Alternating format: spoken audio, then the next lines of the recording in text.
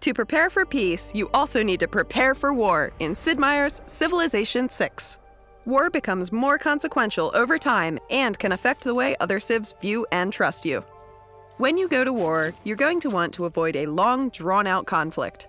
The warmonger penalty affects not only how other civs view you and how willing they will be to cooperate with or oppose you, but also the happiness in your own cities. In the ancient era, you will not gain warmonger penalties, but as the ages progress, going to war becomes more and more frowned upon by other nations. Declaring a surprise war may be an effective way to get the jump on your opponent, but don't be surprised when no other nation in the world will trust you. Sometimes, a civ just won't like you. Maybe your agenda conflicts with theirs, or maybe they're just aggressive. When another nation's accusations or posturing becomes too much for you to tolerate, denouncing them is a formal way of declaring to the world that they're in your sights. After 5 turns, you may declare a formal war. Eventually, you'll unlock casus belli, like liberation or colonial war, which reduce warmonger penalties, but require certain criteria to invoke. Wars also cause war weariness, which reduces amenities in your cities.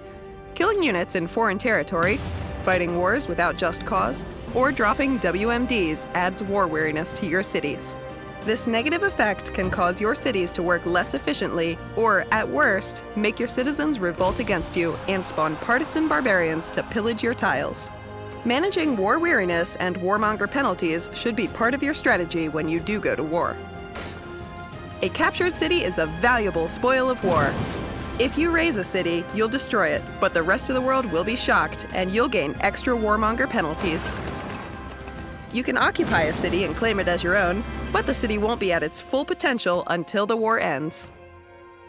You can also liberate a city if it belonged to someone else originally, and also gain a huge diplomatic bonus for your generosity.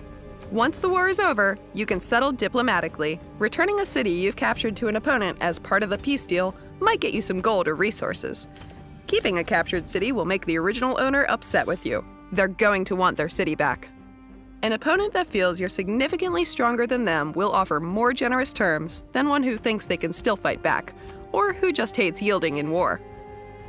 Warmongering and war weariness both decay slowly over time, so even the most aggressive players early on can be forgiven later on in the game. But if you want to win by a domination victory, you probably aren't going to worry about any of that.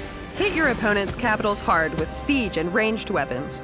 Pillage their districts with your bombers, and if that doesn't work, you have some more dangerous options. After completing the Manhattan Project, you'll be able to build nuclear weapons, which are counted as resources and can be used by bombers, nuclear subs, and missile silos built by your military engineers. They destroy anything and everything in a 1-tile radius of their target.